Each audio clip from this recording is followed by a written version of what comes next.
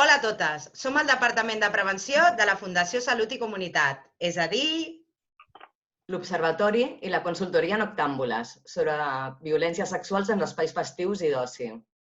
El projecte Malva per a la incorporació de la perspectiva de gènere en l'àmbit de drogues.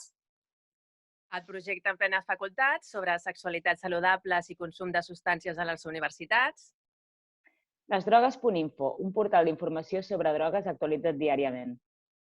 I tallers d'expuls d'informació i atenció a les dones de Barcelona. Confinades, com moltes de vosaltres, però seguim treballant. La prevenció en els àmbits del gènere i de les drogues. Prevenció de qualitat i amb perspectiva feminista. Si voleu assabentar-vos de totes les novetats, podeu consultar les nostres webs i xarxes socials. Esperem poder continuar amb les nostres formacions i les jornades presencials ben aviat. Cuideu-vos molt i una abraçada a totes. Gràcies.